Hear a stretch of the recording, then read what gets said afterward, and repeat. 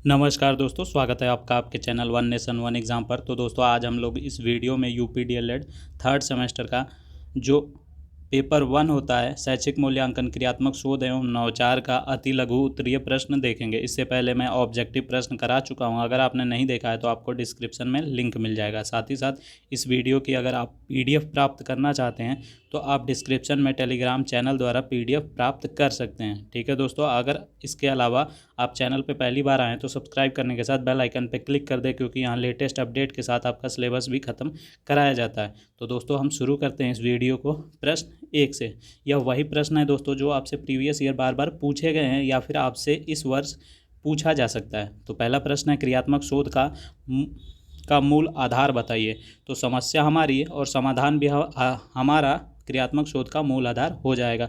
मूल्यांकन क्या है दोस्तों? लगातार चलने वाली प्रक्रिया है। शैक्षिक उद्देश्यों की प्राप्ति की जांच ही मूल्यांकन है। परिकल्पना क्या है? तो समस्या का प्रस्तावित उत्तर ही परिकल्पना है। ठीक है, परिकल्पना के अन्य किन किन नामों से जाना जाता है? तो क्रियात्मक परिकल्पना और साथ ही साथ उपकल्पना। अगला प्रश्न है जिसके द्वारा व्यक्ति की विभिन्न योग्यताओं का मापन उसके व्यक्तित्व एवं रुचियों का अध्ययन किया जाता है, वह कहलाता है मूल्यांकन। ठीक है, क्रियात्मक शोध के अंतर्गत निर्देशित प्रथम चरण क्या कहलाता है? तो समस्या की पहचान करना। शैक्षिक मापन का क्या अर्थ है? तो आप लिख सकते हैं किसी के भी अनुसार, जैसे वैसले के अनुसार लिखा हुआ है, मापन मूल्यांकन का उपभाग है। मापन को मध्यमान, अंक, मात्रा, औसत तथा प्रतिशत आदि शब्दों द्वारा व्यक्त किया जाता है। मापन मात्रात्मक होता है। मापन का संबंध केवल भौतिक गुणों से है। अगला प्रश्न है समस्या का प्रस्तावित उत्तर क्या कहलाता है? तो समस्या का प्रस्तावित उत्तर परिकल्पना कहलाता है। 9वां प्रश्न है ऐसा परीक्षण जो बार बार प्रयोग करने पर एक जैसा ही परिणाम देता है तो उसे कहते हैं विश्वसनीयता। यह ऑब्जेक्टिव में भी पूछा जा चुका है। मूल्यांकन के प्रमुख प्रकार बताइए। तो परिणात्मक और गुणात्मक बताएंगे, जिसमें उसके उपभाग भी बता सकते हैं कि लिखित परीक्षा, मौखिक परीक्षा, प्रायोगिक परीक्षा जो आपका होगा परिणात्मक हो जाएगा। गुणात्मक में आप साक्षात्कार, अवलोकन, घटनावृत्त, जांच, सूची और स्तर माप लिख सकते हैं। ठीक है दोस्तों, अगला प्रश्न है फॉर्मेटिव यानी रचनात्मक मूल्यांकन किसे कहते हैं? तो रचनात्मक मूल्यांकन वह मूल्यांकन है जिसके द्वारा छात्रों के प्रारंभिक ज्ञान का मूल्यांकन होता है। अब हम देखते हैं 12वां प्रश्न, मूलभूत शोध का दूसरा नाम क्या है? तो वह है मौलिक शोध। शून्य परिकल्पना क्या है? तो शून्य परिकल्पना निर्देश रहित परिकल्पना है। नकारात्मक परिकल्पना क्या है दोस्तों? तो नकारात्मक परिकल्पना में परिकल्पना का कथन होता है जैसे कि MDS से बच्चों के नामांकन में कमी होना। ठीक है दोस्तों, अगला प्रश्न देखते हैं दक्षता आधारित मूल्यांकन से आप क्या समझते हैं? तो दक्षता आधारित मूल्यांकन में छात्र ने किसी कार्य को कितनी श्रेष्ठता से पूरा किया है इस बात पर विशेष ध्यान दिया जाता है। व्यापक मूल्यांकन क्या है या फिर व्यापक मूल्यांकन का अर्थ पूछता है तो आप लिखेंगे व्यापक मूल्यांकन वह मूल्यांकन है जिसके द्वारा बालकों के क्रियात्मक पक्ष, भावात्मक पक्ष एवं संज्ञानात्मक पक्ष का मूल्यांकन दक्षता आधारित मूल्यांकन के साथ साथ होता है। अगला प्रश्न आपसे पूछा जा सकता है कि मूल्यांकन के कितने पक्ष होते हैं? तो आप लिखेंगे संज्ञानात्मक, भावात्मक, कौशलात्मक और क्रियात्मक। उत्तम परीक्षण की कोई 4 विशेषताएं बताइए या फिर उत्तर परीक्षण की विशेषताएं बताइए। तो आप लिखेंगे उद्देश्यपूर्ण, व्यापकता, सुगमता, समय एवं कीमत। आप अगला प्रश्न है दोस्तों मूल्यांकन हेतु कितने प्रकार के होते हैं? तो आप लिखेंगे वस्तुनिष्ठ प्रश्न, अति लघु उत्तरीय प्रश्न, लघु उत्तरीय प्रश्न और दीर्घ उत्तरीय प्रश्न। ठीक है दोस्तों, अगला प्रश्न है शैक्षिक उद्देश्यों के अनुसार प्रश्नों के कौन कौन से पक्ष हैं? तो वह हैं ज्ञान, बोध, अनुप्रयोग और कौशल। शोध कितने प्रकार का होता है? नाम पूछता है तो आप लिखेंगे मूलभूत शोध, व्यवहारिक शोध, क्रियात्मक शोध।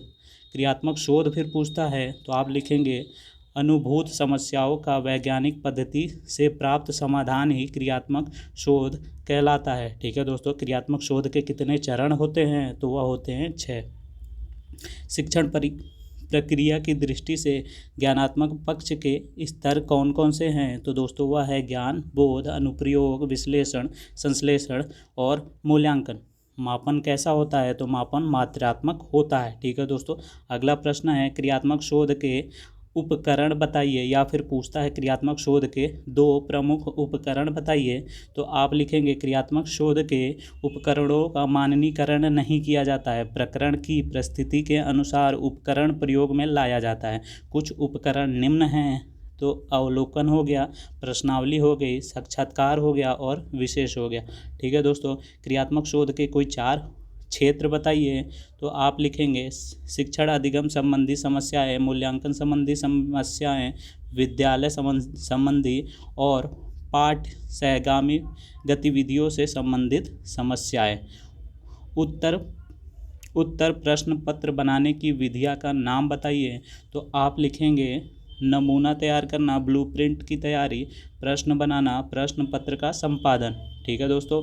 29वां प्रश्न है व्यापक मूल्यांकन का महत्व बताइए। तो इसमें व्यक्तित्व के समस्त पक्षों का मूल्यांकन किया जाता है। ठीक है दोस्तों। मापन के प्रकार बताइए। तो मानसिक मापन और भौतिक मापन हो जाएगा। अगला प्रश्न है दोस्तों मूल्यांकन प्रक्रिया के मुख्य अंग कौन कौन से हैं? तो वह हो जाएंगे शिक्षण उद्देश्य, सीखने से उत्पन्न अनुभव, व्यवहार परिवर्तन। मूल्यांकन का उद्देश्य बताइए। तो मूल्यांकन का उद्देश्य अधिगम स्तर की जांच करना है। भावात्मक पक्ष किसे कहते हैं दोस्तों? तो छात्रों की रुचियाँ, संवेगों एवं मनोवृत्तियाँ से संबंधित मूल्यांकन भावनात्मक पक्ष कहलाता है। अगला प्रश्न है प्रायोगिक मूल्यांकन का संबंध किन किन विषयों से है? तो वह विषय हो जाएंगे विज्ञान, भूगोल तथा कृषि। नवाचार की आवश्यकता या महत्व बताइए। तो आप लिखेंगे पहला पॉइंट नवाचार द्वारा शिक्षा में नई वस्तु का समावेश होता है। साथ ही साथ दूसरा होगा नवाचार द्वारा शिक्षण अति प्रभावी हो जाता है। ठीक है दोस्तों। अगला प्रश्न है फॉर्मेटिव मूल्यांकन के कोई 2 लाभ बताइए। तो दोस्तों इसमें आप लिखेंगे इसके माध्यम से छात्रों के प्रारंभिक ज्ञान का मूल्यांकन होता है। साथ ही साथ इसके द्वारा छात्र की इस योग्यता का पता चलता है कि वह प्राप्त ज्ञान दैनिक जीवन में किस प्रकार प्रयोग करता है। ठीक है दोस्तों। अगला प्रश्न देखते हैं आकलित मूल्यांकन से आप क्या समझते हैं? समेटिव मूल्यांकन या आकलित मूल्यांकन से आप क्या समझते हैं? तो दोस्तों आकलित मूल्यांकन को योगात्मक मूल्यांकन भी कहते हैं। ठीक है दोस्तों। यहाँ से आप योगात्मक के शब्द से ही स्वयं अपने अनुसार लिख सकते हैं, या फिर लिखेंगे आकलित मूल्यांकन के द्वारा छात्रों के संज्ञानात्मक पक्ष, भावात्मक पक्ष तथा क्रियात्मक पक्ष का मूल्यांकन होता है। ठीक है दोस्तों। इसके अलावा अगर आपको कोई डेफिनेशन याद है किसी प्रोफेसर द्वारा तो आप लिख सकते हैं। अगला प्रश्न देखते हैं फॉर्मेटिव मूल्यांकन के होने से 2 लाभ बताइए। तो दोस्तों अभी मैंने बताया था, इसके अलावा फिर से बताता हूँ कि इससे छात्रों के संज्ञानात्मक पक्ष, भावात्मक तथा कौशलात्मक पक्ष का मूल्यांकन किया जाता है। आकलित मूल्यांकन द्वारा छात्रों का सर्वांगीण विकास होता है। समस्या हमारी, समाधान भी हमारा, किसका मूल आधार है? तो वह है क्रियात्मक शोध का। ब्लूप्रिंट का संबंध किससे है? तो ब्लूप्रिंट का संबंध प्रश्न पत्र निर्माण से होता है। अगला प्रश्न है शैक्षिक क्षेत्र में क्रियात्मक अनुसंधान का प्रयोग किसने किया था? तो वह किया था स्टीफन एम कोरे ने। बचाव निदान का उच्चतम स्तर है, यह कथन रॉस का है। वार्षिक मूल्यांकन क्या है दोस्तों? तो सत्र के अंत में जो किया जाता है वही वार्षिक मूल्यांकन होता है। संज्ञानात्मक पक्ष का संबंध मूल्यांकन के कितने पक्षों से है? तो वह हो जाएगा ज्ञान, बोध, अनुप्रयोग, विश्लेषण, संश्लेषण और मूल्यांकन। क्रियात्मक शोध की 2 सब आवश्यकताओं या महत्व बताइए, या फिर पूछता है शिक्षा के क्षेत्र में क्रियात्मक शोध की क्या आवश्यकता है? तो आप लिखेंगे विद्यालय के परंपरागत कार्यशैली में परिवर्तन एवं सुधार लाने हेतु, शैक्षिक प्रणाली में सुधार लाने हेतु। उपचारात्मक प्रशिक्षण के उद्देश्य बताइए। तो आप लिखेंगे उपचारात्मक प्रशिक्षण का उद्देश्य छात्र की अधिगम संबंधी त्रुटियों को दूर करके उसके अर्जित ज्ञान को उचित दिशा प्रदान करना है। ठीक है दोस्तों। अगला प्रश्न है परीक्षण किसे कहते हैं, या फिर परीक्षण से आप क्या समझते हैं? तो वह प्रक्रिया जिससे परीक्षण प्रश्नों द्वारा अपने प्रशिक्षु के अधिगम की जांच करता है, परीक्षण कहलाता है। परीक्षण कितने प्रकार के होते हैं? तो निबंधात्मक और वस्तुनिष्ठ परीक्षण। मूल्यांकन के 2 प्रमुख पक्षों को लिखिए। तो मूल्यांकन के 2 प्रमुख पक्ष हो जाएंगे ज्ञानात्मक, भावात्मक। व्यापक मूल्यांकन का उद्देश्य क्यों है? व्यापक मूल्यांकन का उद्देश्य क्यों है। ठीक है दोस्तों, तो छात्र के अधिगम को प्रभावित करने वाले प्रत्येक कारक के मूल्यांकन हेतु व्यापक मूल्यांकन आवश्यक है। वैधता क्या है दोस्तों, तो वह कार्य कुशलता है जिससे कोई परीक्षण उस तत्व का मापन करता है जिसके लिए वह बनाया गया है। ठीक है दोस्तों, अगला प्रश्न है अच्छे परीक्षण में यथार्थता यानी वैधता का क्या अभिप्राय है। तो दोस्तों, अच्छे परीक्षण में वैधता से तात्पर्य है कि परीक्षण कितनी सतत से किसी का मापन करता है। ठीक है दोस्तों, जिस मापन के उद्देश्यों हेतु उसे तैयार किया गया है। अगला प्रश्न है कि प्रश्न करने का मुख्य उद्देश्य बताइए। तो दोस्तों, प्रश्न करने का उद्देश्य बालक के ज्ञान के स्तर का पता लगाना है। इससे बालक परिस्थिति अनुसार शब्दों का प्रयोग करना सीखता है। जैसे आप अगर कोई प्रश्न खुद से उसका उत्तर बना के लिखते हैं, वही मतलब आप लिख सकते हैं। क्रियात्मक शोध की समयावधि क्या है। तो क्रियात्मक शोध की कोई निश्चित समयावधि नहीं है। यह 1 मिनट से भी हो सकता है और 1 वर्ष में भी, 1 मिनट में भी हो सकता है और 1 वर्ष में भी। शैक्षिक उद्देश्यों के अनुसार प्रश्नों को 2 प्रमुख प्रकार बताइए। तो वस्तुनिष्ठ और निबंधात्मक। क्रियात्मक शोध की परिभाषा कीजिए, या फिर पूछता है क्रियात्मक शोध का अर्थ स्पष्ट कीजिए। तो दोस्तों, कार्य क्षेत्र से संबंधित समस्या के कारणों को जानने एवं समाधान के लिए किया जाने वाला शोध क्रियात्मक शोध है।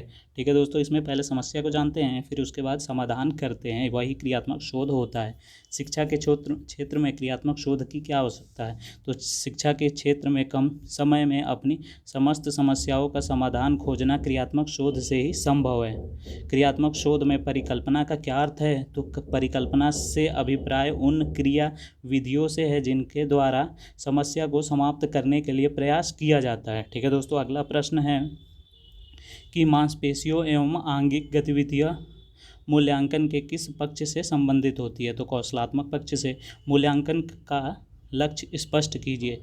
तो मूल्यांकन का लक्ष्य पृष्ठ पोषण, अभिप्रेरणा, अधिगम में वृद्धि, शिक्षण की गुणवत्ता बढ़ाना, वर्गीकरण, चयन, निर्देशन में मदद देना आदि है। ठीक है दोस्तों, उपचारात्मक शिक्षण क्या है। तो छात्रों की त्रुटियों का ज्ञान होने पर उन्हें दूर करने हेतु किया जाने वाला शिक्षण उपचारात्मक शिक्षण कहलाता है।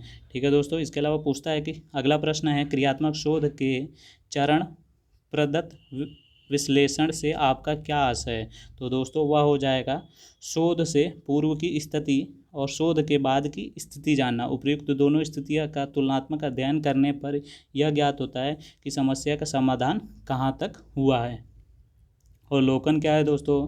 तो अवलोकन क्रियात्मक शोध का एक उपकरण है जिसके अंतर्गत शोधकर्ता समस्या के बारे में जानकारी प्राप्त करता है। समस्या से संबंधित विभिन्न स्थितियों की जानकारी विभिन्न माध्यमों से प्राप्त करना अवलोकन है। प्रश्नावली से आप क्या समझते हैं। अगर पूछता है तो प्रश्नावली क्रियात्मक शोध का उपकरण है। शोधकर्ता समस्या के समाधान हेतु स्रोत से विभिन्न जानकारी प्रश्न कर प्राप्त करता है। सतत तथा व्यापक मूल्यांकन कब लागू हुआ। तो दोस्तों, वर्ष 2009 में लागू हुआ। युग्म मूल्यांकन से क्या समझते हैं। तो युग्म मूल्यांकन में जोड़ा बनाने वाले प्रश्न आते हैं। इससे 2 समूहों में शब्द जोड़े में दिए रहते हैं, बच्चों से सही जोड़े बनवाए जाते हैं। ठीक है दोस्तों, क्रियात्मक शोध का अंतिम जो चरण होता है उसे हम निष्कर्ष कहते हैं। ठीक है दोस्तों, या फिर परिणाम होता है। साक्षात्कार से आप क्या समझते हैं। तो यह क्रियात्मक शोध का एक उपकरण है। यह एक प्रकार का मौखिक प्रश्नावली है। इस विधि में शोधकर्ता एवं साक्षात्कारदाता आमने सामने बैठकर जानकारी का आदान प्रदान करते हैं। ठीक है दोस्तों, न्यायाधीश को आप सैंपल भी याद कर लीजिए। ऑब्जेक्टिव में पूछा जाता है की विशेषता बताइए। तो न्यायाधीश का आकार पर्याप्त होना चाहिए। न्यायाधीश का चयन इस प्रकार से किया जाता है कि वह जनसंख्या समष्टि का प्रतिनिधित्व करे, वरना इससे प्राप्त परिणाम भ्रामक होते हैं। ठीक है दोस्तों, मूल्यांकन में ग्रेडिंग सिस्टम स्पष्ट करें। तो जिस प्रकार बच्चों के शैक्षिक मूल्यांकन के बाद उन्हें श्रेणी प्रदान की जाती है, उसी प्रकार विद्यालयों में बच्चों की शैक्षिक संप्राप्ति स्तर के मापन के आधार पर विद्यालय की ग्रेडिंग की जाती है। दोस्तों, आप अपने अनुसार ग्रेडिंग भी लिख सकते हैं। इसके अलावा आप देख सकते हैं लिखा है विद्यालय में ग्रेडिंग सिस्टम के बिंदु, भौतिक परिवेश 5 अंक, इसके अलावा सामुदायिक, नामांकन, शिक्षण, सत्र परीक्षा के आधार पर छात्रों के शैक्षिक स्तर। ठीक है दोस्तों, तो इस प्रकार आप लिख सकते हैं। छात्र प्रोफाइल क्या होता है दोस्तों? तो छात्र प्रोफाइल वह अभिलेख है जिसके माध्यम से बच्चों की प्रगति, विद्यालय के वातावरण और उनका समायोजन, उसके विकास की गति तथा दिशा का ज्ञान उपलब्ध होता है। मूल्यांकन हेतु कितनी परीक्षाएं होती हैं? तो सत्रीय, अर्धवार्षिक और वार्षिक। ठीक है दोस्तों, मूल्यांकन की परिभाषा कीजिए। तो मूल्यांकन वह प्रक्रिया है जिसके द्वारा यह निर्णय करते हैं कि शिक्षण लक्ष्यों को प्राप्त किया जा रहा है अथवा नहीं। ठीक है दोस्तों, अगला प्रश्न है क्रियात्मक शोध की 2 विशेषताएं बताइए। तो वह हो जाएंगे शोध की समस्या अनुभवजन्य होती है, या फिर दूसरा हो जाएगा यह शोध संस्था के सामान्य वातावरण में बिना किसी नियंत्रित परिस्थिति को उत्पन्न किए पूरा किया जाता है। नवाचार से आप क्या समझते हैं? या फिर शिक्षा में नवाचार का अर्थ बताइए, या फिर शिक्षा में नवाचार से आशय क्या है दोस्तों? तो नवाचार किसी नवीन कार्य को करना या किसी कार्य को नए ढंग से करना होता है। आज शिक्षा से संबंधित विभिन्न क्षेत्रों में नवाचार को महत्व दिया जाता है। क्रियात्मक शोध को स्पष्ट कीजिए। तो दोस्तों आप पहले भी कर चुके हैं। अगला प्रश्न देखते हैं, अच्छे प्रश्नों की विशेषता बताइए। तो दोस्तों अच्छे प्रश्नों की विशेषताएं निम्न हैं, जैसे कि प्रश्न की शब्दावली संक्षिप्त हो, उसकी भाषा पुस्तक की भाषा से पृथक हो, वह विचारोत्तेजक हो, प्रश्न दुविधा न उत्पन्न करे, प्रश्न छात्र के मानसिक विकास के अनुरूप उनमें क्रमबद्धता हो, इत्यादि। यानी एक के बाद एक जो प्रश्न पूछे जा रहे हों वो आपस में रिलेट कर रहे हों, यानी क्रमबद्धता हो। कक्षा में बच्चों से प्रश्न क्यों किए जाते हैं? तो दोस्तों कक्षा में प्रश्न विद्यार्थी के विषय में रुचि जागृत करने हेतु किए जाते हैं। ठीक है दोस्तों, अगला प्रश्न है परिकल्पना से आपका क्या आशय है? तो शोध की विशिष्ट समस्या का प्रस्तावित उत्तर परिकल्पना होता है। व्यापक मूल्यांकन की आवश्यकता बताइए। तो छात्र के केवल मानसिक विकास का मूल्यांकन करके उसके व्यक्तित्व के सभी पक्षों के मूल्यांकन करने की दृष्टि से व्यापक मूल्यांकन की आवश्यकता होती है। मूल्यांकन के प्रमुख पक्षों को लिखिए। तो संज्ञानात्मक, भावात्मक, कौशलात्मक और व्यवहारात्मक पक्ष हो जाएगा। प्रश्नों के प्रमुख प्रकार बताइए। तो दोस्तों वह हो जाएंगे विचारोत्तेजक प्रश्न, शिक्षण प्रश्न, स्मृति प्रश्न, परीक्षण प्रश्न, समस्या प्रश्न, तुलनात्मक प्रश्न, बोध प्रश्न आदि। परीक्षा में वैधता से क्या अभिप्राय है? तो दोस्तों परीक्षण में वैधता से आशय उस कार्य कुशलता से है जिससे कि वह परीक्षण उस तत्व का मापन करता है जिससे वह बनाया गया है। ठीक है दोस्तों, क्रियात्मक शोध की आवश्यकता है। दोस्तों ये पहले भी करा चुका हूँ। विद्यालय के विभिन्न समस्याओं के त्वरित समाधान उसके सामान्य परिस्थितियों के अंतर्गत विद्यालय से संबंधित लोगों द्वारा करने के लिए क्रियात्मक शोध की आवश्यकता होती है। मूल्यांकन के भावात्मक पक्ष बताइए। तो दोस्तों वह हो जाएंगे, मूल्यांकन के भावात्मक पक्ष से तात्पर्य छात्रों के भावों, रुचियों, दृष्टिकोणों, मूल्यों, मनोवृत्तियों, अभिवृत्तियों आदि का मूल्यांकन करना होता है। मूल्यांकन के अंतर्गत संज्ञान सहगामी पक्ष से आपका क्या तात्पर्य है? तो वह हो जाएगा दोस्तों, मूल्यांकन के संज्ञानात्मक पक्ष के बाद भावात्मक तथा कौशलात्मक एवं व्यवहारात्मक पक्ष आता है, जिसे संज्ञान सहगामी पक्ष कहा जाता है। मूल्यांकन के युग्म मूल्यांकन को स्पष्ट कीजिए। तो दोस्तों वह हो जाएगा, युग्म मूल्यांकन में छात्र छात्राएं परस्पर एक दूसरे का सफलतापूर्वक मूल्यांकन कर सकते हैं। सतत मूल्यांकन क्या होता है दोस्तों? तो सतत मूल्यांकन से आशय उस मूल्यांकन से है जो सिखाने के साथ साथ चलता रहता है, जिससे छात्र के अनुभवों और व्यवहार में होने वाले परिवर्तन का लगातार मूल्यांकन हो। ठीक है दोस्तों, सतत का मतलब ही लगातार होता है। ठीक है दोस्तों, व्यापक मूल्यांकन के उद्देश्य बताइए। तो व्यापक मूल्यांकन का उद्देश्य छात्रों के सभी पक्षों संज्ञानात्मक, भावात्मक, कौशलात्मक एवं व्यवहारात्मक का मूल्यांकन करना है। अगला प्रश्न है दोस्तों, बच्चों की शैक्षिक अभिवृद्धि से आपका क्या आशय है? तो दोस्तों बच्चों की अभिवृद्धि का आशय है कि बालक के ढील ढाल एवं भार में वृद्धि इसमें मांसपेशियां तथा शरीर की संरचना में ही नहीं होती है, वरन यह आंतरिक अंगों और मस्तिष्क में भी होती है। ठीक है दोस्तों, बालक के मस्तिष्क में जैसे जैसे अभिवृद्धि हो जाती है उसी उसकी सीखने, स्मरण रखने तथा तर्क करने की क्षमता में भी वृद्धि होती है। तर्क करने की क्षमता आना बालक के मस्तिष्क की अभिवृद्धि का ही परिणाम है। ठीक है दोस्तों, जैसे जैसे शरीर बढ़ता है बालक का मस्तिष्क भी बढ़ता है, यही इसमें बताया गया है। ठीक है दोस्तों, मूल्यांकन में जोड़ा बनाने वाले प्रश्नों से क्या आशय है?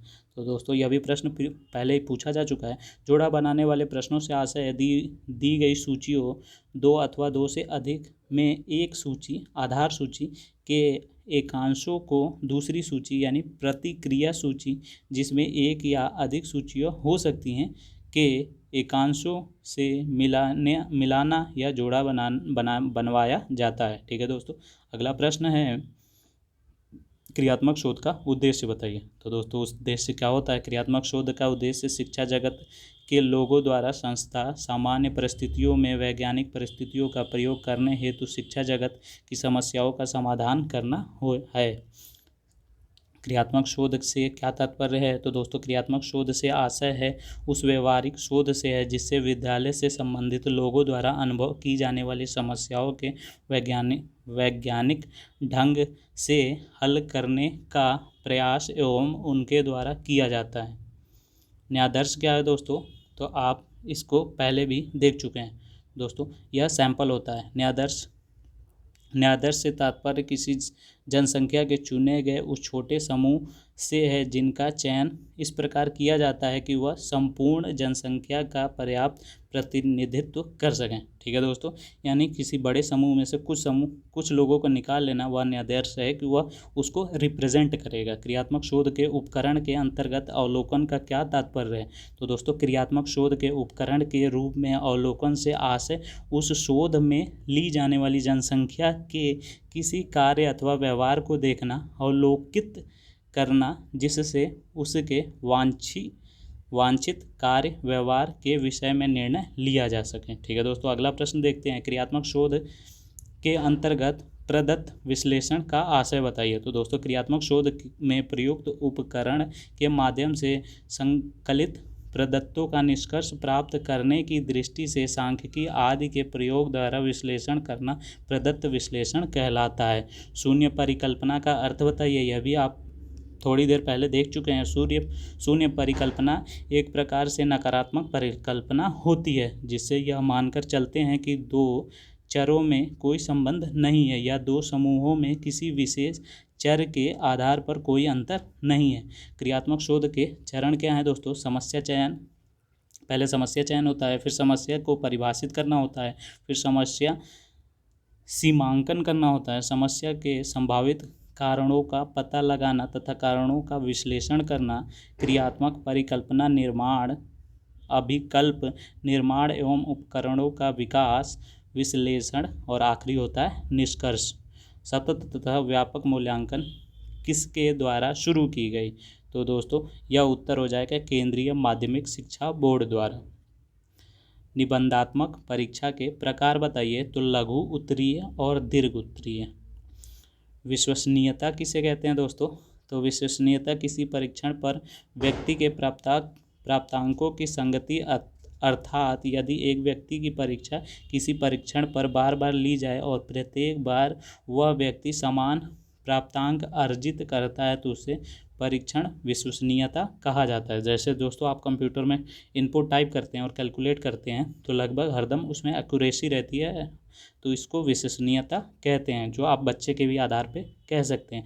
निदानात्मक परीक्षण किस प्रकार से छात्रों को किया जाता है? तो निदानात्मक परीक्षण एक ऐसा परीक्षण है जिसके आधार पर जटिल विषय वस्तु को सूक्ष्म इकाई में बालक की विशिष्टता और कमियां परिलक्षित होती हैं।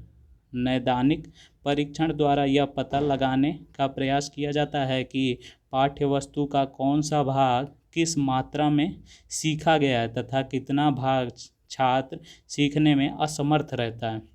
निदान परीक्षण व्यक्ति की जांच करने के पश्चात किसी एक या अधिक क्षेत्रों में छात्र की विशेषताओं तथा कमियों को व्यक्त करता है। ठीक है दोस्तों, ये पूरा एक परीक्षण होता है जिसमें क्या क्या सीखा गया है, क्या क्या रह गया है या क्या क्या सीखने में असमर्थ है, वह सब कुछ इसमें होता है। आखिरी लाइन लिखी हुई है, यह परीक्षण विषय संबंधित कमियों का निदान करके उसके उपचार की व्यवस्था कहते हैं। ठीक है दोस्तों, करते हैं।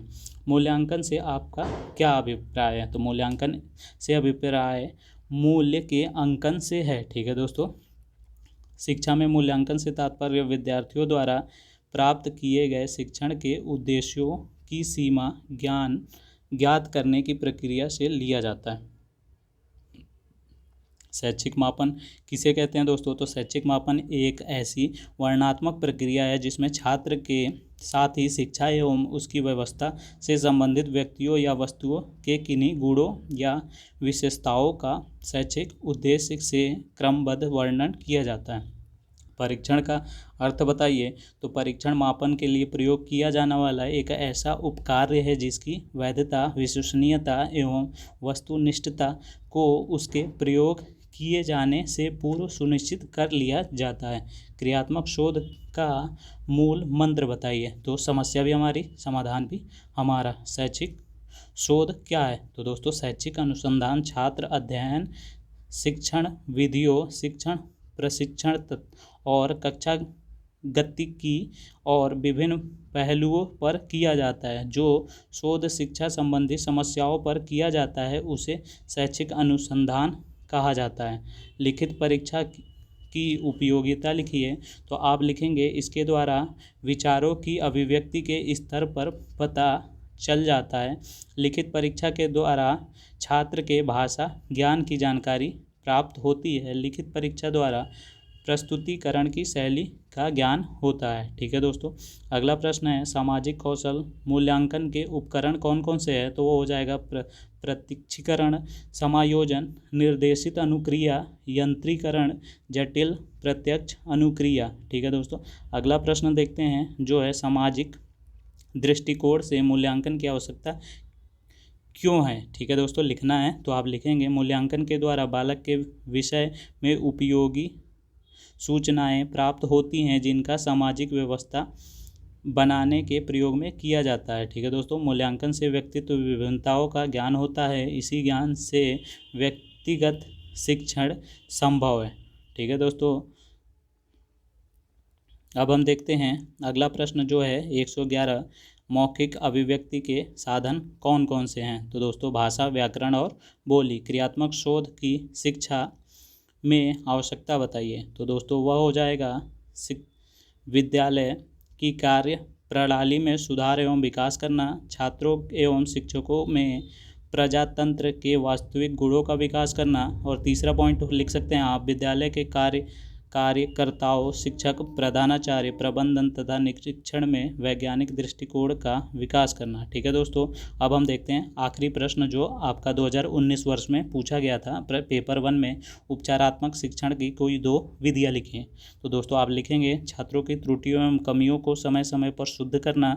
दूसरा पॉइंट लिखेंगे, प्रत्येक छात्र के अधिगम संबंधी दोषों पर व्यक्तिगत रूप से ध्यान देना। तो दोस्तों यहाँ पे आपका पेपर 1 का जो है अति लघु खत्म हो जाता है और जितने प्रश्न पूछे गए हैं या पूछे जा सकते हैं वह सब इसमें शामिल कर लिए गए हैं। तो दोस्तों इस वीडियो को पेपर देने से पहले एक बार अवश्य एंड तक देख लीजिएगा, और अगर आपने एंड तक पूरा केयरफुली देखा है तो आपके जो अति लघु प्रश्न आते हैं उसमें फुल में से फुल मार्क्स आएंगे। ठीक है दोस्तों, वीडियो पूरी देखने के लिए बहुत बहुत धन्यवाद। साथ ही साथ आप इस वीडियो को अपने सहपाठियों के साथ शेयर कर दें। ठीक है दोस्तों, चैनल सब्सक्राइब नहीं है तो सब्सक्राइब करने के साथ बेल आइकन पर क्लिक कर दें। वीडियो एंड तक देखने के लिए बहुत बहुत धन्यवाद दोस्तों।